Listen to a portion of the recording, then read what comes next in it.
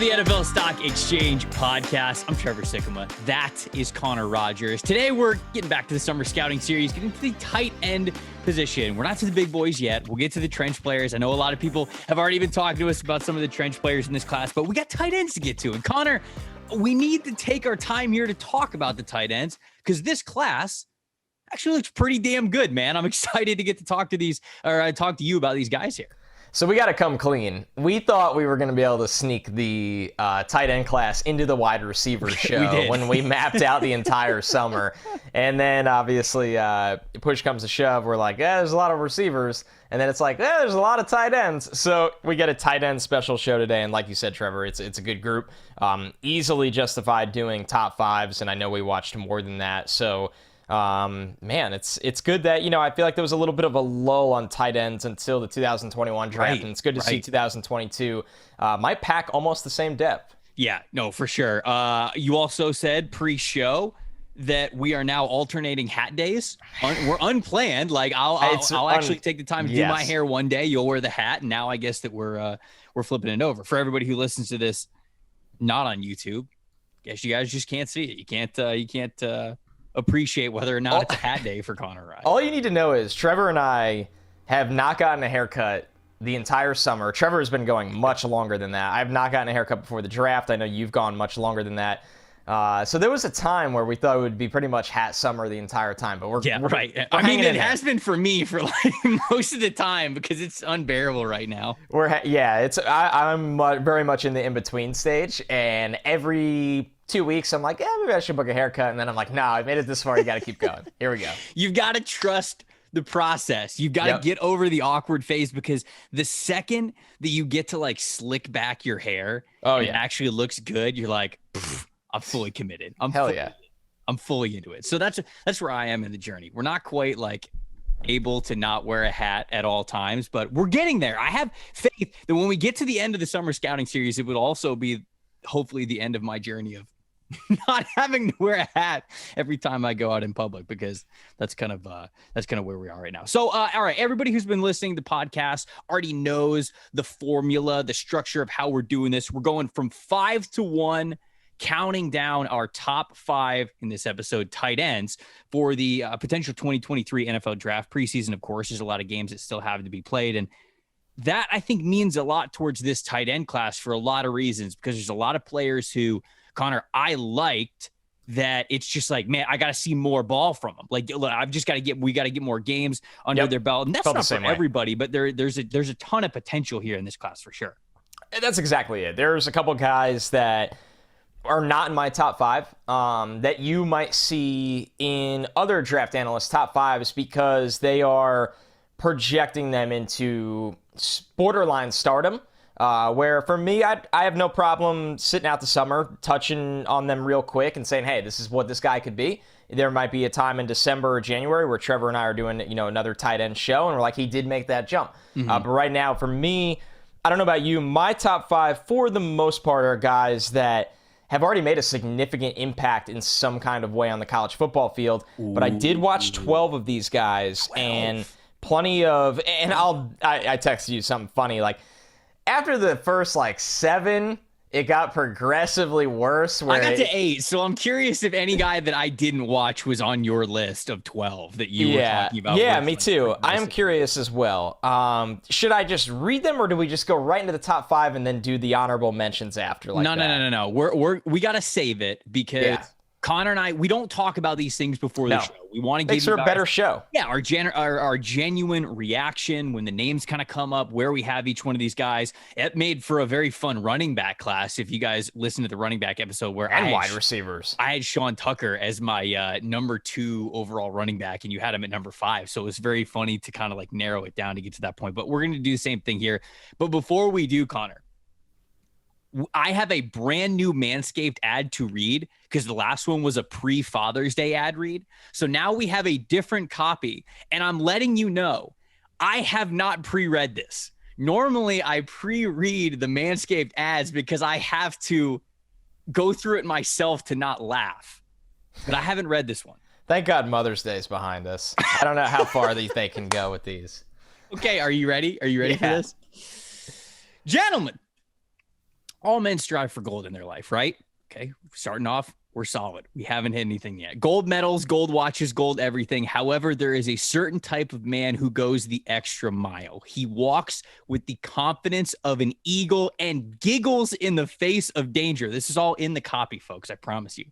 He is a big, hairless, winning machine. And when he unzips his pants, he sees platinum. That is right. Manscaped would like to introduce to you their best and biggest ultimate hygiene bundle yet, the Platinum Package 4.0. Manscaped is the leader in below the waist grooming. Now trust them with the whole shebang. Join the 4 million men worldwide who trust Manscaped by going to manscaped.com. You can get 20% off if you use the promo code PFF. This is the Platinum Package here. Manscaped's brand new Platinum Package 4.0 is the biggest bundle they have ever offered, giving you a bulk discount at Manscaped's top products. 20% off, free shipping over at manscaped.com when you guys use the promo code PFF. That one wasn't so bad. No, very tame. Intriguing. Very intriguing. Yeah, good sales pitch. It was good. Listen, I don't often do this on shows, but Manscaped makes a good product. The last time they sent me stuff, if you're listening, Manscaped, they make a good product. So it's they're creative with the ad reads, make a good product. I think everybody listening to this by now, I feel like has probably tried the Manscaped products. So if y'all need anything that has to do with men's grooming, check them out, manscaped.com. When you do, use the promo code PFF, get yourself 20% off and free shipping. So let's do it. Let's start off with this tight end class here. Prospect number 5 in your 2023 tight end ranking is who, Connor? Benjamin Urasek from Stanford. Yeah, a little bit of a name. He just gets the name so confidently. Ready for that one, dude. You're practicing that one in the mirror this morning. All morning. Man, you know what? We kind of have one of these every single show, and I would say he's one of 2 in the top 5 that I would label pleasant surprise, right? And I no coincidence, the other pleasant surprise, both of these guys, they are the most projecting you have to do. While a lot of the other ones, they definitely are the most projecting. You're expecting them to take a big jump, but this is a dude. Let's just start with the background, Trevor. Fascinating. Like, this is like, buckle up. This is the best background probably on today's show. Whoa, okay. Former 4-star recruit that caught 3 touchdowns in his final high school game to win a state championship. That's all well and fun. But hell yeah. Yeah, so this is a big time player. Father played football at Colorado State. Mother played volleyball at Colorado State. Love it. Real great, right? Athletic love story. You love it. Yes. Great-grandfather is credited with inventing the baby carrot. The baby carrot. Whoa. Yeah. What? I don't know. Ask Stanford. So he farmed smaller carrots, and this guy gets full credit for it? I don't know how they actually make baby carrots, to be honest with you. Basically, we might be exposing ourselves and our lack of agricultural knowledge here with the baby carrot talk, but so a true baby carrot is a carrot grown to the baby stage, which is to say long before the root reaches its mature size. Mm-hmm. But yeah, he's credited with. I feel like you don't invent the baby carrot; you're a founder. Yeah. Wait. We're rewarding this guy for being impatient. Is that what we're doing here? I mean, people love baby carrots. No. Look. I can get down on the baby carrots. Me too. Right? I mean, the baby carrots, great. You can eat more of them. They're not super bulky like giant carrots, right? You don't feel like a monster when you're eating it. Baby carrots, they're great. Not saying they're not. But am I supposed to give this guy credit for being impatient? He's pulling the carrot before it reaches adulthood, right? He's just taking the carrot and pulling it early. Well, so yes, but Stanford, which a much going right after this prospect's family line. Yeah, great grandfather, nonetheless. To the throat. Now, Stanford wrote it in that he is credited with inventing. Now, I know Stanford is a prestigious university. Most people that graduate from there are much more intellectual than I will admit that. But I think this is wrong. You don't invent the baby carrot. Maybe you invent the distribution of the baby carrot, but he's a founder of the baby carrot. Nonetheless, Urasek, very interesting family. He caught 43 passes for a team-leading 658 receiving yards in 2021, hauled in 8 of 14 contested catch opportunities. So obviously this is a guy that is really maximizing his opportunities when in physical situations for a sophomore. I think that stands out to me. This was a true sophomore last year. He's going up and making plays. Tanner McKee is his quarterback. So when watching him, I'm like, oh yeah, I remember this throw from Tanner McKee. Like, this is all coming back to me right now. Massive catch radius that he maximizes. And you're going to hear the difference of that for some other guys maybe on the show. He has a massive catch radius that he maximizes. Not really any polish in his routes. He kind of just runs out there and out-athletes DBs. A young guy, true sophomore. He was still figuring it out. Now he's a junior. What's the measurables? Do you have his fascinating body type right now. He is 6'5", 231. So that leads me perfectly to the points I was just about to say. He has zero fear of contact before or after the catch, but he's got to add mass. This is a dude with a frame that can hold 250 like it's nothing, and it would really help him develop as a blocker. He doesn't have strength as a blocker right now. So this is a big projection for me. Obviously, he had a really productive sophomore year, but he is not ready to play in line at the NFL level yet as a blocker. I'm curious to watch him develop that. But Benjamin Urasek, I'm a big fan. I'm a big fan of I'm going to be, I think, a big fan of watching him and Tanner McKee play together this year and see how high they can propel each other. Obviously, neither of those guys, in my opinion, are in the top 50 projected picks for next year yet. But with how young they are in terms of reps, they can really, really skyrocket. So this is one of the players that you watched that I did not watch, so I've got to get my eyes on it for sure. I Googled him, and baby-faced assassin out here. Oh, yeah. This dude looks young. This guy looks like harmless. This guy looks like he looks harmless. He could be hauling in 3 touchdown passes in high school, like literally this year, but he's doing it for Stanford. I'm looking at his frame right now, and I definitely agree with you. Like, if he's at 130, he could definitely put on some weight. So, all right, I got to get to his film. If you had him at number 5, the guy that I have at number 5, you said that your guy had a very interesting story. So does Dalton Kincaid. Did you watch him, the tight end from Utah? I certainly did. I actually, Trevor, wrote him up for last year. I thought he was going to be in the draft. Okay. So I did watch him again this week, obviously. But I felt like I needed to watch him the least because I was ready for this dude to go in the 3rd round last year. I was going to say, are you going to talk about him later, or did he not make the top 5? Okay, you're going to talk. Not later, quite soon.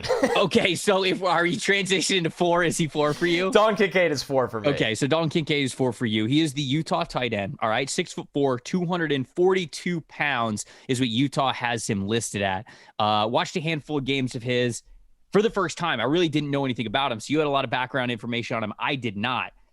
This guy's bio is pretty nuts. 0-star recruit. That's right, folks. A 0-star recruit out of Las Vegas, Nevada, okay? He played just 1 year of high school football at Faith Lutheran High School in Las Vegas. Prior to that, the reason why he only played 1 year of real high school football is because the high school that he attended ran a straight ground and pound wing tee offense, and he never did anything other than block.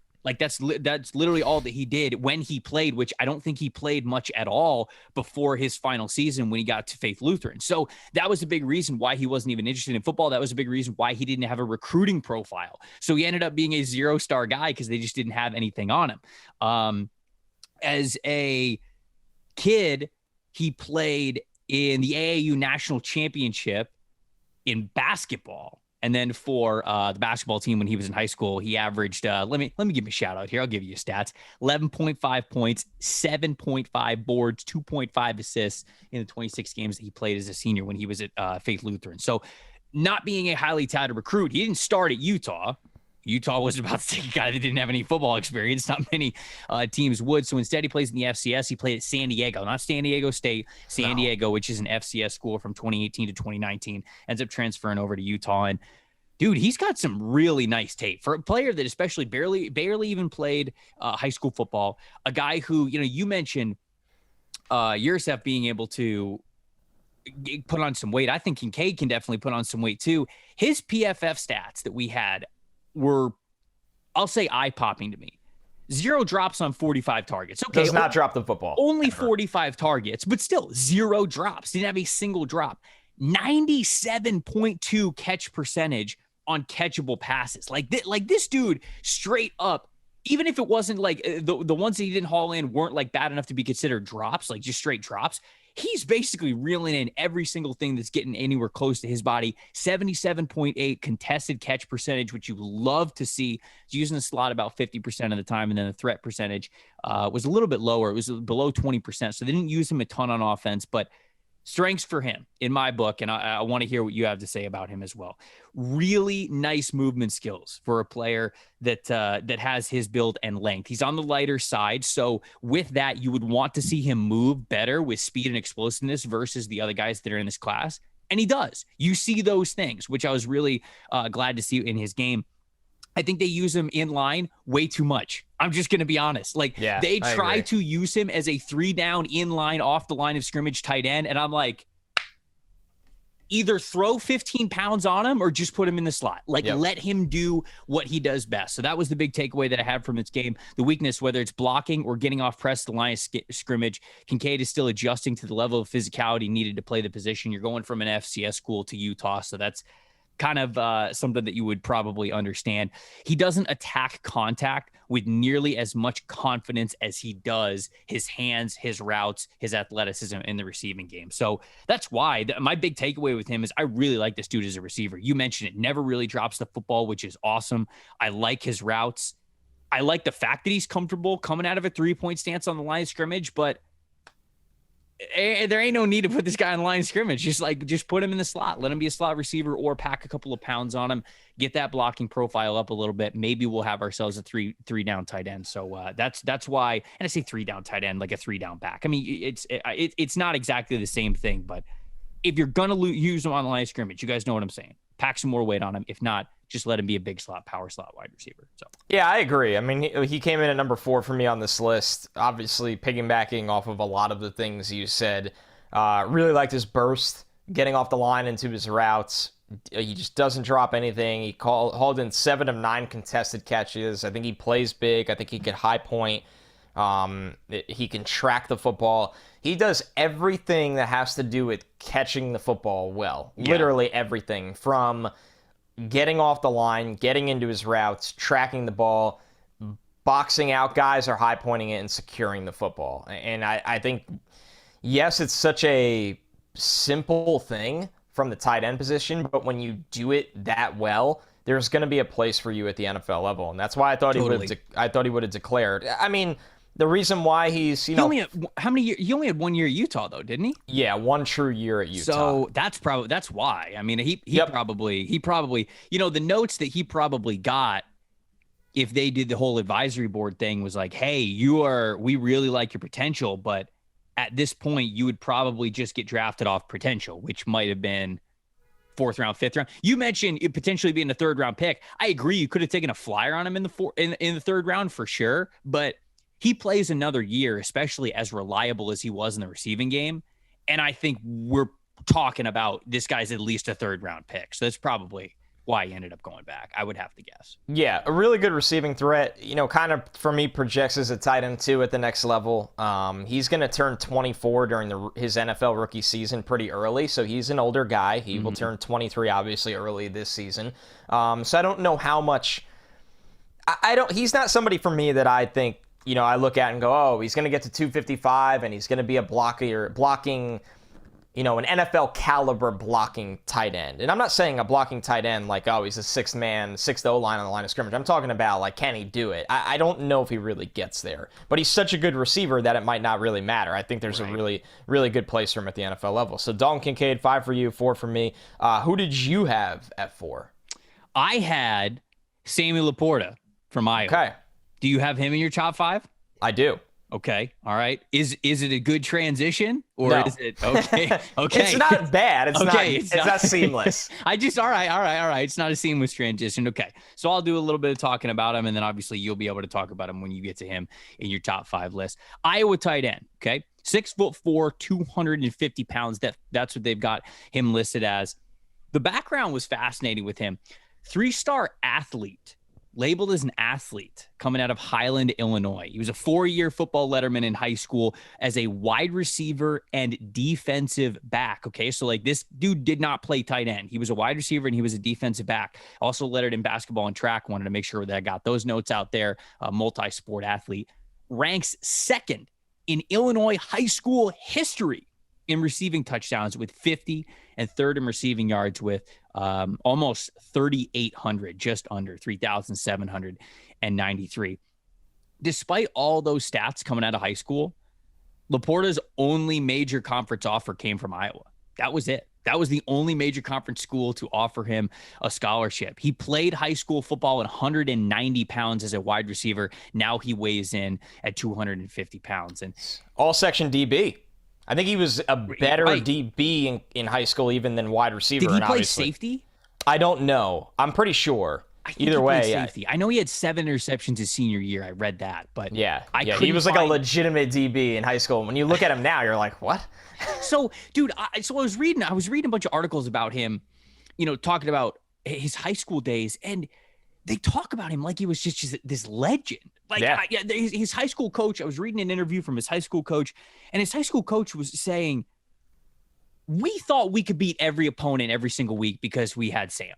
Like they truly believed that they could pass the ball, get the ball in his hands in any way, shape, or form they needed to. Quick game, intermediate over the middle, deep down the field vertically, and Sam was going to win the football game for them. That's how much they respected the talent of this guy, and he didn't get a single major conference offer. That's crazy. It's insane. It's crazy to me, especially because I feel like his head coach at Iowa, he had this quote to say about him. Dude loves football. He loves playing the game. He loves being out there on the field. He enjoys getting his ankles taped. He's the kind of guy that everybody likes. He's got a real good energy, real good vibe to him. So he's just a football player. So Connor, it's just so confusing to me. Fantastic high school tape, versatile on both sides of the ball, loves the game of football. What? How'd you not get a single major conference offer? It's nuts to me. I think the lack of creativity in recruiting sometimes, and this isn't a shot at everybody, but a lot of schools, I'm just assuming Trevor looked at him and said, oh, he's probably too slow to play DB or wide receiver for us. Moving on. And it's like, well, did you think that maybe at 6'4", he could play at 250 and be an awesome tight end? Yeah, but like it's so I agree with you. I'm not saying that I disagree with you there because I do think that this guy definitely fell through the cracks, but he's got 60 more pounds on him right now, and he moves pretty well. So how well did this guy move with 60 less pounds on him? I know some of that goes into explosiveness and athleticism because Iowa's got a good weightlifting program. But all right, so I'll give you the strengths and weaknesses that I've got here in my scouting report. Wide receiver background definitely shows up in the way that he runs his routes. Knows how to set up defenders with his hips, has really good feel for open space and the timing of when the ball is going to be arriving in the route. Really solid tight end prospect who gives a ton of effort and focus into whatever his assignment is. And the weaknesses, with his wide receiver background, I would have pictured that his catch percentage numbers were way better, but for whatever reason, there are reps on his tape where he just does not catch the football. And it's strange. He had 5 drops on 82 targets, which is a lot higher of a drop percentage than a lot of the other guys that I'm talking about on this list. 84.1% contested or catchable passes caught. That's lower than you want. You want to make sure that you're closer to that 90 mark. 44.1 contested catches, which you're a tight end. You're going to be dealing with stuff over the middle. You're going to be dealing with stuff of contact. Like that number's got to be closer to 50 or above with contested catches. Was using the slot about 40% of the time, but they used him as an inline tight end a lot. So that kind of answers that question. The threat percentage was 23.8. And if I didn't explain it on this podcast, threat percentage is the percent that you are targeted when you are on the field in a passing situation when you're running a route. So like if he's a tight end on a passing play and he's blocking, then that's not going to go into it. But it's when he's running his route, how often is he targeted by the offense? And so 23.8%. It's not overwhelming, but it's kind of right where you want to be as a focal point for the offense. So Connor, that was my thoughts, man. I really liked him. It was just, I was kind of shocked with his background as a wide receiver, how often he dropped the football, which was kind of crazy to me. But other than that, I like this prospect. You can either comment on it now or you can wait till we get to wherever he is in your list. I'll get there. All I'll say now is him like Kincaid. He was another guy I was preparing to be in the draft. Not as much. Kincaid was older, so I was like, okay, he's going to be in the draft, and then he went back. Laporta was younger. Laporta's only 21 years old right now.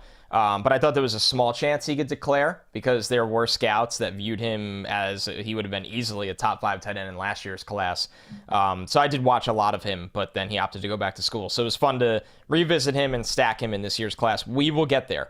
But for now, tight end number 3 for me is Jaheim Bell, somebody that I admittedly had not seen much of until this summer. And man, like Urasek, although even I would say more amplified, there is some projecting here because Bell is somebody who has a really interesting background in a sense of the injuries he's had to endure. He had an ACL injury end his senior year of high school, and then he had to have surgery to repair a torn meniscus before his freshman season of college. So there's been something. Now, I need to go in and deep dive if that's the same knee. But clearly there's been knee injuries with Bell that have prevented him from being a superstar because now he got to play last year quite a bit. I mean, the first thing I wrote in my notes is South Carolina uses this guy like Jonnu Smith. They just want the ball in his hands. It doesn't matter that he plays tight end. They look at him and go, and for those listening that are not familiar with Jaheim Bell, he's 6'3", 230. And that might be a generous 230, might be 225, and that's not a knock on him. I don't know. I think he's decently rocked up. I think he's pretty big. Oh, no, he's very muscular. I just don't know if he's carrying 230 pounds. It's either way. Maybe. He's got a unique not much build. Over 230 if he's hitting 230. No. I think that we're right at that number. He's got a very unique build for the tight end. When you look at all these guys we're reading off today, they're 6'5", 6'4". Some of my honorable mentions are like 6'6" or 6'7". So for him, he's a different kind of player. Speed stands out on tape. Shout out Darnell Washington. Yeah, the 6'7" tight end. We'll get to him. The 6'7" tight end. His speed stands out on tape, especially on crossers or deep routes. That made up 65% of his total routes. Like they're like, you're either running a crosser or we're sending you deep. It's very rare that we ask you to do anything else. And I understand why. He's effective in that way. I'm not saying he's the fastest guy on the field, but he often looks like the fastest guy on the field because of how big he is and how fast he is and how that train gets rolling down the tracks. A unique offensive weapon with above-average athleticism. I thought the hands were pretty reliable for the most part, and he's used on the line of scrimmage a lot. But for me, at the next level, he projects as a big slot / H-back. You can use him in the backfield. You can use him off the line of scrimmage. You can motion him from the line of scrimmage. You could put him out as a big slot. They use him on the line of scrimmage a lot. I would imagine it's because they might have had limited options in that scenario. Sure. But an NFL team will look at this guy and use him as a chess piece. So I'm excited to see what he could do this year. I really am. I hope that he's healthy. I hope that a lot of these things that have slowed him down in the past from being an absolute superstar are behind him and that those medicals go okay because, last year, almost 500 yards, 5 touchdowns. More importantly, he averaged about 17 yards per catch. This is a big play tight end. That's not going to be a theme of this show. These guys, a lot of them are in that 8 to 15 yard range of moving the chains, being consistent possession guys. Jaheim Bell is a guy that when he catches the ball, I think there's a little bit of panic from the opposition to go, oh my God, we have to find a way to tackle this guy. Right. He's fast, he's athletic. So Jaheim Bell, man, he's must-watch football. South Carolina's got one there. If he could stay healthy, this dude can be one of the most exciting weapons in the entire country. Flawless transition because I also have Jaheim Bell as there's always one for number 3 overall tight end here. And you profiled him obviously very nicely. 3-star athlete / tight end. It wasn't exactly sure where he was going to play coming out of high school because like you mentioned, he does so much. He's from Valdosta, Georgia, was used as a tight end and a wide receiver in high school. I'm glad you brought up the medicals because he does have that ACL tear and then he's got some other injury history too. You know what we need to do is we just need to phone up his doctor and we need to violate HIPAA for the... Hello, this is the NFL Stock Exchange podcast. For the sake of the podcast. Can you forward Jaheim Bell's medical MRIs to nfl.stockexchange/@sexaddicts.com. Yeah, and obviously, like, whoever the doctor is going to be like, oh, yeah, like, I'm a huge fan of the pod. I love like, you guys. Yeah, here's a violation of HIPAA laws. South Carolina describes him as a Swiss Army knife. That's what they have on their website. Yeah, they wrote that on the website, which is... I know. How hyper-aware are colleges now? Do you notice that in these bios? Well, dude... we're going to start to get to the point where you've got like ridiculous ass player comps on people's on the kid's bio. Like you're gonna see, is the next Debo Samuel on Jaheim Bell's bio in South Carolina. That's baby Kyle Pitts, right. According to Gamecock Nation. Big Gamecock Nation. No, they're not even going to give credit for it. They're just going to say pro comp, like Calvin Johnson or like something. They're not even going to do any credit. There's no research. There's no like byline for who's writing the bios. It's just going to be absolute ridiculousness. Wide receiver, shades of Randy Moss. Like that's going to be in the kid's bio.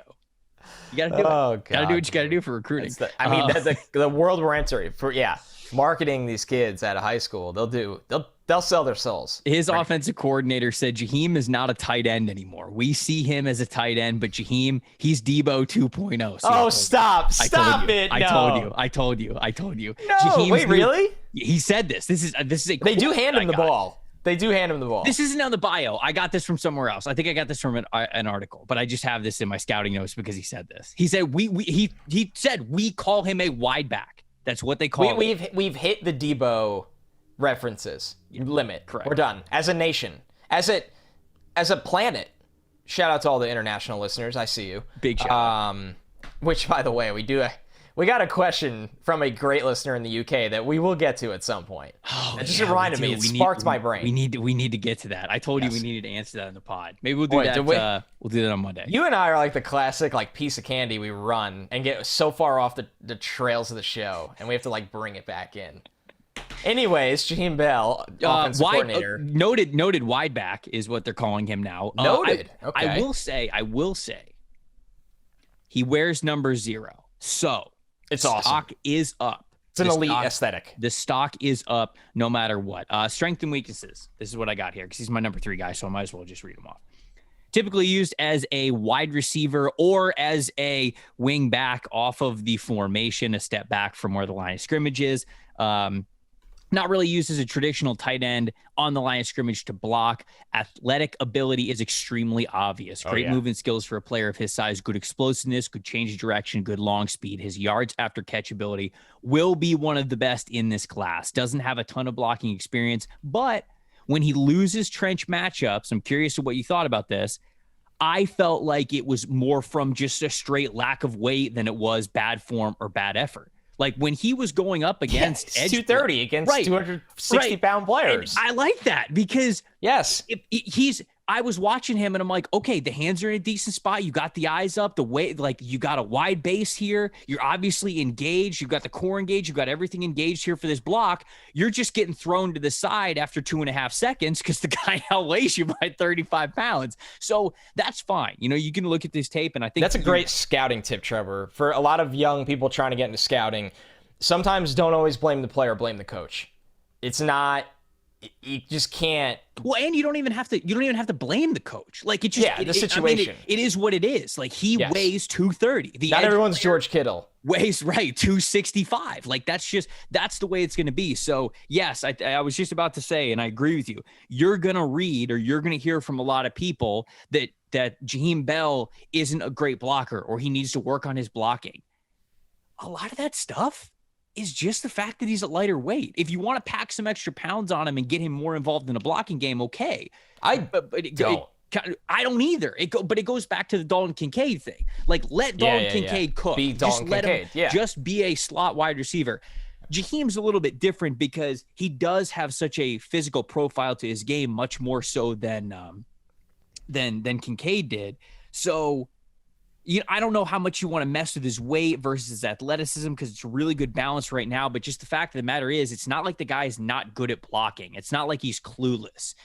He's just giving up the weight advantage a lot in that regard. So I wanted to make sure that I said that as well. The weaknesses, like I said, he doesn't really have a blocking profile. So if you're looking for him to be a full-time inline tight end or a guy that's just going to do that consistently, he's probably not going to be your guy. I will say that for as much as I felt like he had good change of direction when he became a ball carrier with the ball in his hand, his routes were way more rounded than they were crisp. But that's, I think, okay. That's sometimes just a style of how guys run their routes, and it's just kind of a style of the receiver that they were. But I was a little when I watched him just like cut, make guys miss and things like that, I was like, okay, you can do that in and out of your break. But some guys love rounding out the routes to keep the momentum going anyways. Maybe that's just his style. So those are my overall thoughts. Had a 94% catchable passes caught, which is good. 50% contested catches, which is okay. You want to be that coin flip. At least that's kind of where you want the line to be. Only one drop on 42 targets, was in the slot 41% of the time. And like I said, he was kind of used as that wing back off the line of scrimmage the other percent of the time. The thing that stands out to you from the PFF stats for Jaheim Bell, 29.8 threat percentage, which means when this guy was running routes, they were throwing him the football. They were getting this dude the ball almost 1/3 of all the passing plays from last year's offense. So, liked him a lot. He was my number 3 guy. Yeah, he was one of the guys that you notice, I'm pretty sure, I remember this off the top of my head, he had way less receiving snaps than a lot of guys. So that makes sense, the threat percentage situation. Super high. Yeah, that when he's on the field, and I mean, he's a factor. He's a factor. So, once again, a guy that's a huge breakout to watch this year. All right, number 2. I'll be a little quicker on this one because you went deep on Sam Laporta. It's Sam Laporta for me. I already know that I'm going to have a guy in my top 2 who either you don't have in the top 5 or there's a technicality we're going to have to talk about here. Oh, I've known who it was since we did number 4. Okay. I know who it is. I watched him. Okay. All right, so hold there's on. a lot to unpack when we get there. I was going to say, hold on. Do you not have him in the top 5 because of a technicality? Absolutely not. No, I have him in my. I'll get there. Okay. I'll get there. I don't know if it's a technicality. I don't know. Are we allowed? We just did a teaser for the pod mid-pod. I don't know. I don't know how well that's going to work. But if you're about to turn it off, you can't. People that don't want to hear about Sam Laporta are still going to stick around right now. Shout out Sam Laporta's parents, who are obviously listeners of the pod. Yeah, Sam Laporta, man, and I'll say this: 2 to 4 here are like they're all together for me. Like Kincaid, Bell, and Laporta. I do think there's a gap when I get to number 1. I do think there was a bit of a gap at number 5 because I think Urasek. There's things I want to see him develop in his game for such a young player. So Laporta, a lot of the things you said, I did want to touch on your point about him, the odd drop percentage or just when they come up. He alligator arms things. That's what it is. Why? I don't know. Because he's big, he's strong, he's tough as shit. Like, I know he's not afraid to get hit. No. Usually they always say guys alligator arm when they're bracing to get hit. I don't see that with Sam Laporta. Like, I don't think he's scared of anything.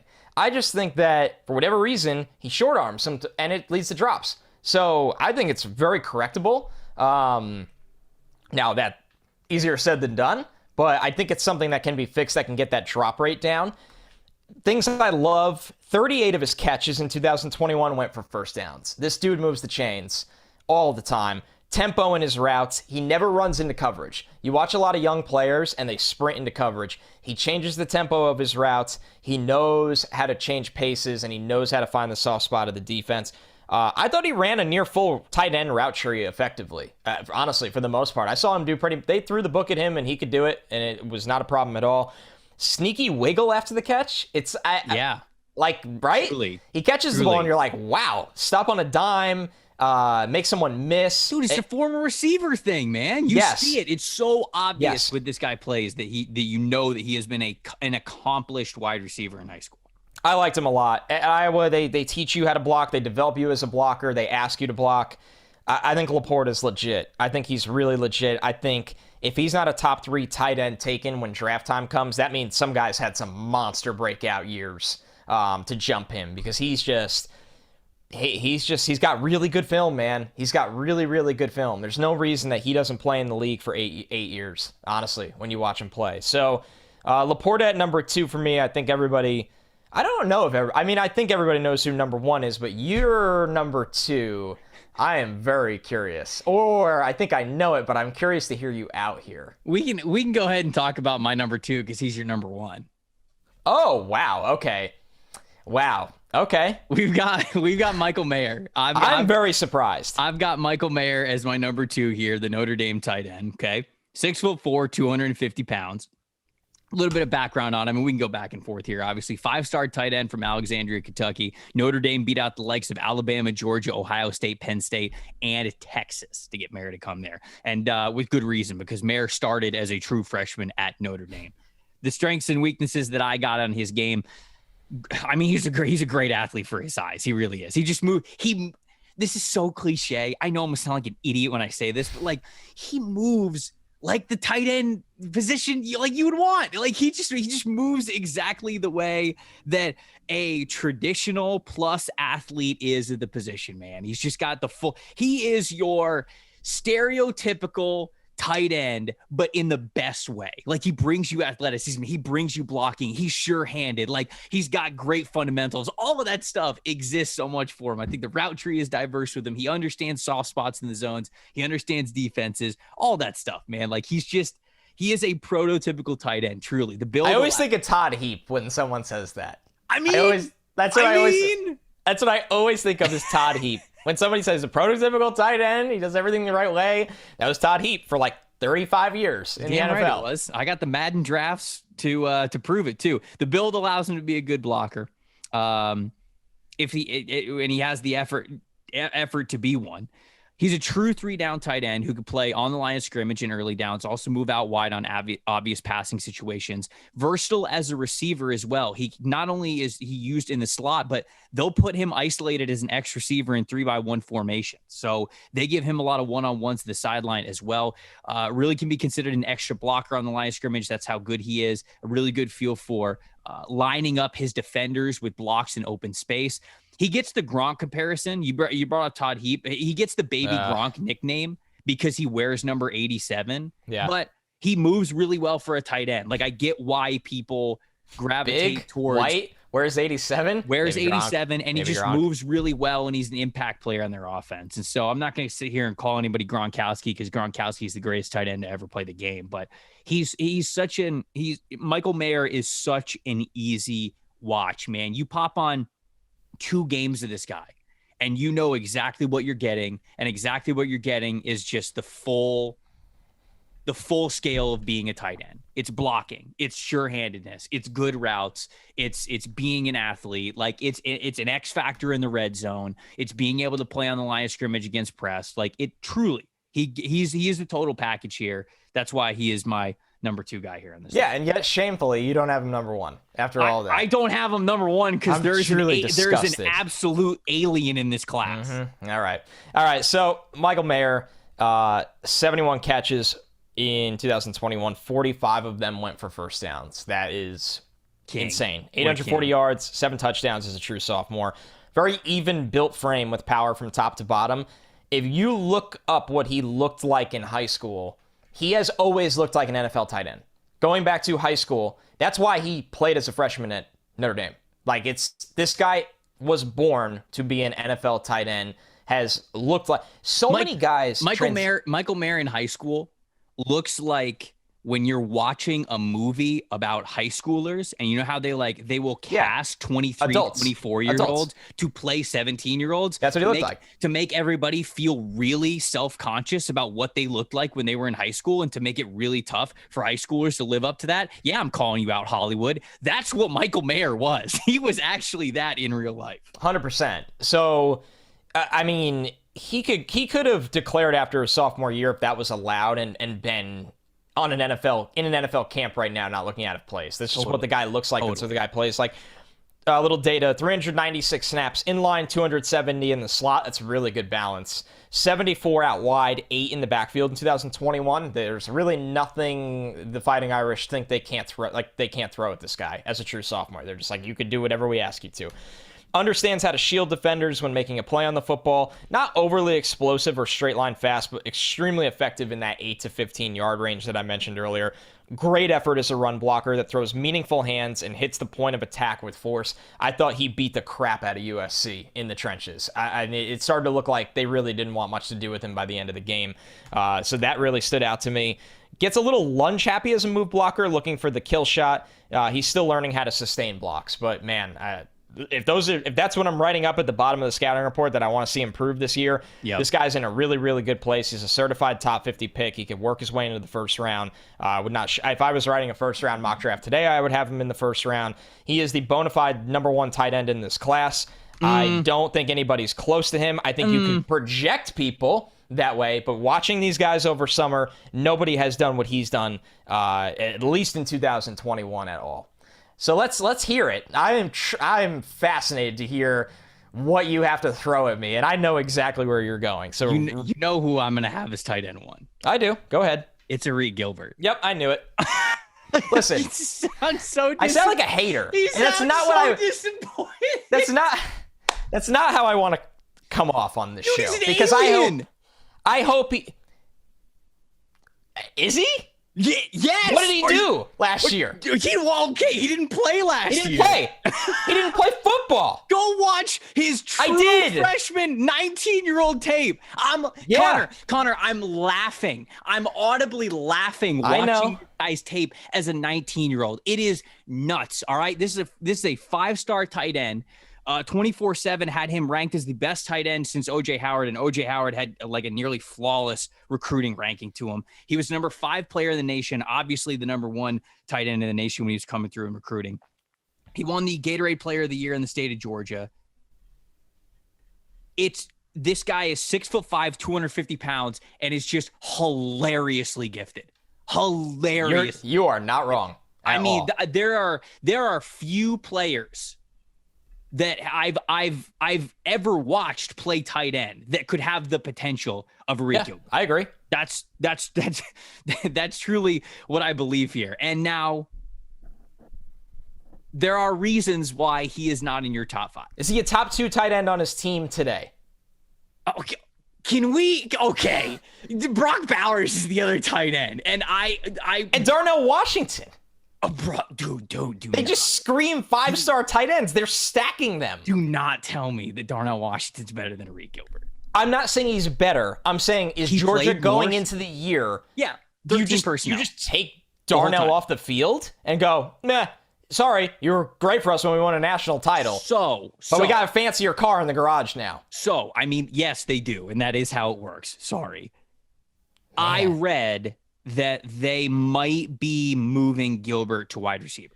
Makes a lot of sense. Like he will actually play the George Pickens role for them. Like that's what they're going to want him to do.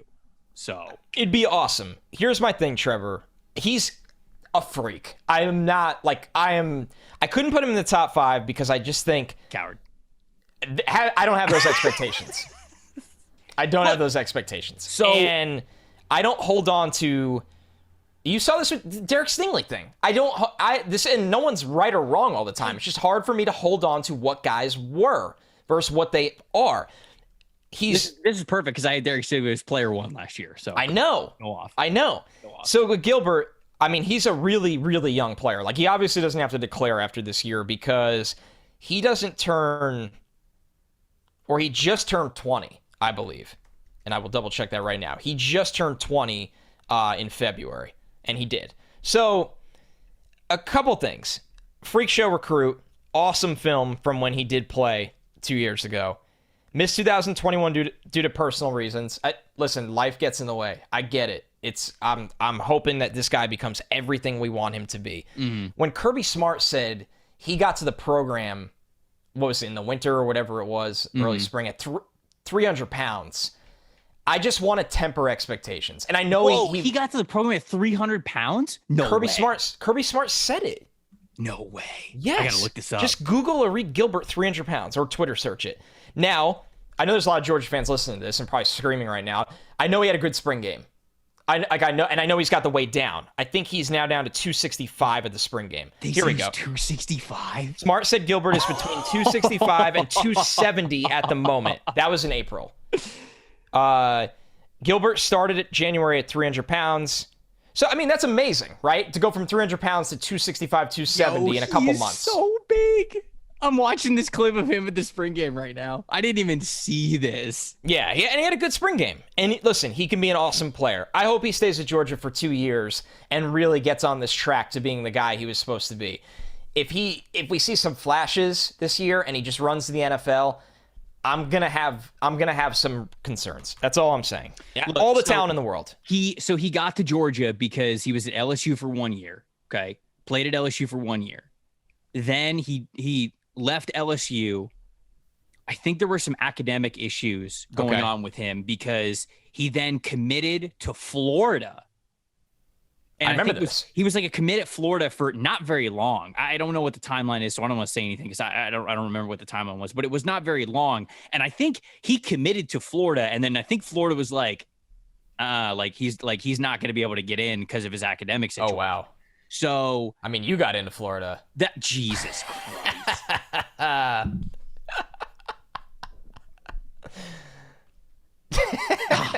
Damn, dude.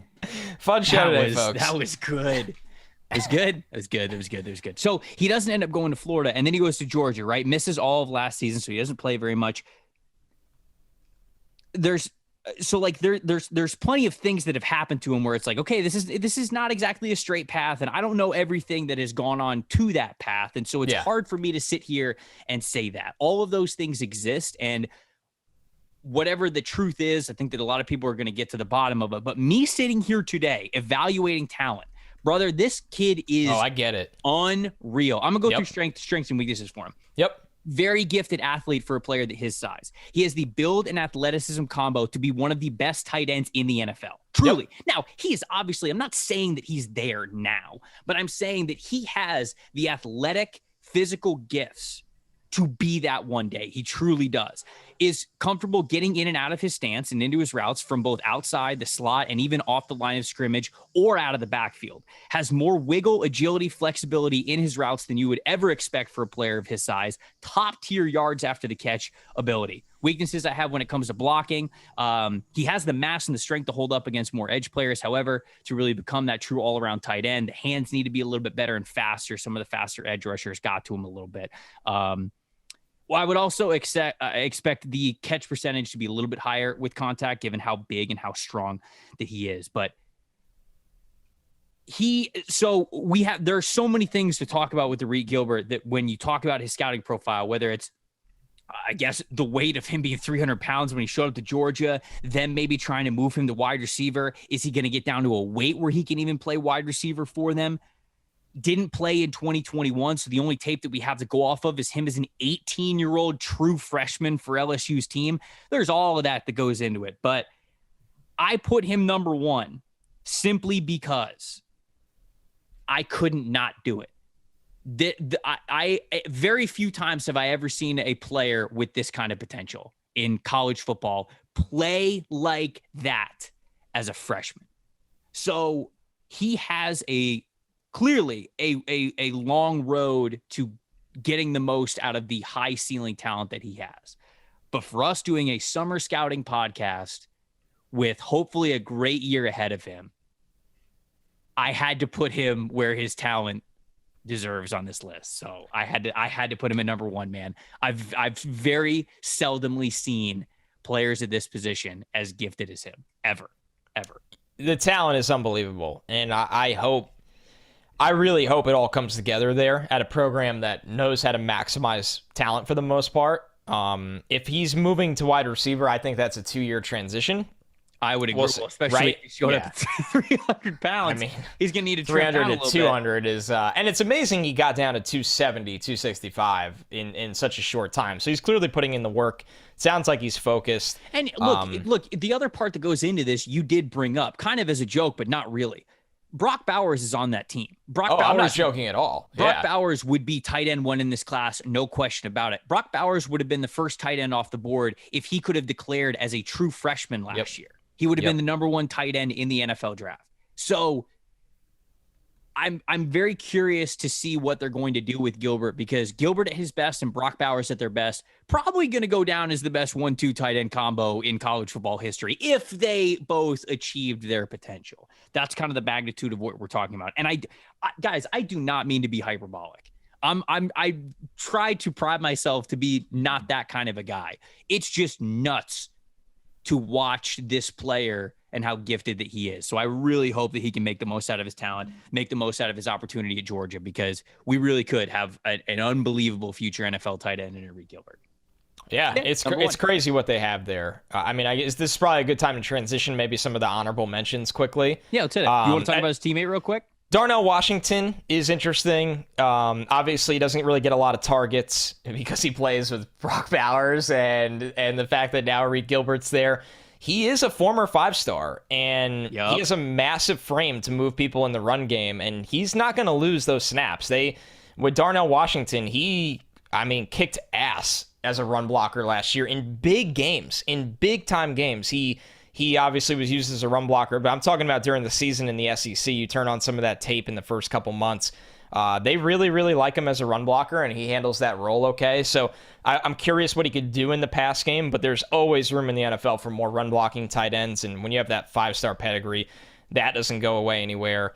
So how do we want to do this? We want to like power read through a couple and give a note for each? Or... Yeah, I mean, well, there's really only two other ones that I wanted to make sure that I brought to the table. Darnell Washington's one of them. I mean, the unique frame at 6'7". Oh, he's huge. 265 pounds. Power forward. Massive man. He truly brings that extra blocker on the line of scrimmage to Georgia. So I don't see Georgia really taking him off the field very much, even for Gilbert. Like, they're going to figure out. That's why when I read that they might be moving Gilbert to wide receiver, it makes sense because you can't really move Bowers. I mean, Bowers is your guy. You have to continue to lean on him. You're not going to let Gilbert, even though Gilbert can be a really damn good blocker, you're probably not going to give him Washington spots because he's already got those reps there. So where are you going to try to put a really talented player? Probably at wide receiver. So that makes sense there. But dude's got an incredible story of perseverance. I just wanted to shout that out as well. Raised by a single mother who been through so much, man. And just like their story is incredible with her and her two boys. And I would kind of encourage everybody to go read it. It's awesome that he's gotten to this point. I wish him and his family like nothing but the best. So I hope he has a career year. I hope he has an unbelievable career in the NFL because it's an awesome story of what they've kind of been able to overcome and the positions that they've been able to put themselves in. It's been really cool to see that for her and her two boys. Have been really cool. So it's tight end I guess, at Georgia. It really is at this point with how talented those guys are. The only other tight end that I really wanted to bring to the board was Jaleel Billingsley. Did you watch Billingsley? I did last year. I did not include him in this exercise because I was unfortunately underwhelmed after summer expectations. But I do think obviously I watched his teammate this summer, Latu. Oh, okay. Yeah. So Billingsley was at Alabama. Now he's at Texas. Now he left. And look, you could say underwhelming. I mean, I agree with you completely. 6'4", 215 pounds is now what Texas lists him as. Yeah, he was very interesting. 230 at Alabama. Mm-hmm. And weight going down was not what you wanted. If you want to keep him as a tight end, that's not what you wanted. Trevor, I just don't think he's a tight end. No, I think the reason why he went to Texas, I've got to think, is because Sarkisian, former offensive coordinator, knows him and his receiving talent well. And I don't think he wanted to block, man. The weaknesses that I have on Jaleel Billingsley was moved down the depth chart during the beginning parts of the season because Saban seemed to try to challenge him and light a fire underneath him. You see lack of effort on his tape. Yep. You do, especially with blocking. Almost no focus, no technique on some of these blocks. The effort to finish is non-existent. He'll put his head down and lunge at players like a tackler, a linebacker making a bad form tackle. He also has poor concentration, too many bad drops. Like, I hate I hate checking on people for their effort. I really do hate bringing that up, but it's too obvious. It's too obvious why Saban moved him down the depth chart, because when he was on the field, a great receiver. He's a really talented wide receiver, but like, you're on the field to play tight end. And I mean, I remember a play, I think this was against Southern Mississippi. Was that who they were playing? And he's in a wing formation, so he's a step behind the line of scrimmage. They're running a split zone concept, so he's going behind the line of scrimmage and blocking on the other side. He runs to his spot, and then he just stands up. The guy who he was supposed to block is literally right in front of him, and he just cuts him and just goes and tackles the running back. And Billingsley just stood up. It's like he didn't want contact on it. He didn't care. And it's like, man, I hope, honestly, for his sake at this point, that they're moving him to wide receiver. And again, I hate being harsh on these guys for these things. I always hate questioning effort because you never know like what a guy is going through, like all this kind of stuff. There's tons of context that can go through effort. But man, when it comes to him being in Saban's doghouse and moving down the depth chart, and then he turned on the tape and then he transfers to Texas, and now he's losing weight, it's like, okay, he didn't want to block. He didn't want to block, and I think that they're going to make him a wide receiver. So that was I was also very underwhelmed of Jaleel Billingsley because I had a lot of high hopes for him. I'm glad you brought him up though. He was someone that if you read mock drafts this time last year wouldn't shock me when people put him at the end of the first round. Right. Right now, I don't consider him probably a draftable player. So he needs a big year at Texas. He needs to really bounce back there. But I did watch his former teammate in Cameron Latu. Yep. Interesting guy, real quick. He's a tight end at Alabama, but he was a 4-star defensive end recruit coming out of high school. And when he first arrived to Alabama in 2019, they put him in the tight end room to get more bodies there, and he's really flourished with it. A savvy player, knows how to find the soft spot of the defense, especially in the red zone. I think he caught 7 touchdowns last year. Comfortable working up the seam and tracking the ball. Throws his weight around in the run game. Used both inline and as a lead blocker from the backfield. And has enough burst to block on the move in the zone running game. So Latu, another guy to add for everybody's list. Will Mallory from Miami is more of a pass-catching kind of guy that you could throw on these lists. I was a little underwhelmed overall by his film. I know some people are pretty high on him, but he's definitely a tight end to keep an eye on what he could do with Tyler Van Dyke this year. Eric All from Michigan, if you're looking for some really impressive run blocking film, watch Eric All, what he did against Ohio State in the winter. I was really impressed with him. Luke Musgrave's going to have a bigger role for Oregon State's passing offense this year, 6'6", 252. And the last guy I'd say to add to everyone's list, Isaac Rex from BYU. He lost last season to injury, but he broke an ankle, really serious ankle fracture last year.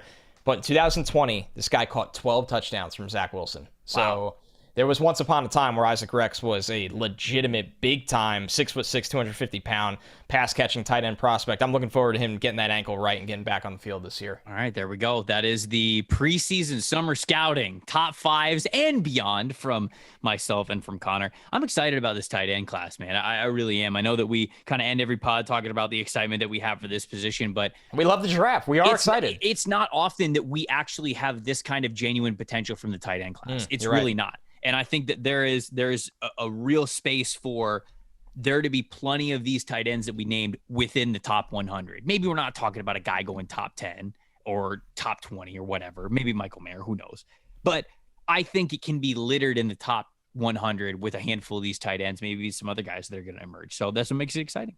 Yeah, if Gilbert hits, this will be the best tight end class. Oh, man. I'm looking right now. 2017 was which OJ, I know things didn't work out the way people hoped for OJ and Evan Ingram. Right. But man, everybody was hyped about OJ, Evan Ingram, David Njoku, Gerald Everett, Jonnu Smith. That was a great class. George Kittle, my God, what a tight end class. Yeah, I was going to say Kittle was in that class. This would be the best tight end class in over 5 years if Gilbert hits. But that's a big if. We're waiting for it. We're rooting for it. Obviously a lot of talent. Hope so. All right, that's it for us this week. We will be back with you guys on Monday for another Mock Draft Monday format, and we'll probably get to some mailbag questions as well. We'll probably hit you with a couple of mailbag questions. We will answer at the UK question. We do have to for sure get to the UK I want to give it the time and grace it deserves. It's a good one. It's good. It's a good one. You guys got to tune in Monday to see that. I'm Trevor. That's Connor. Thanks for listening to the NFL Stock Exchange.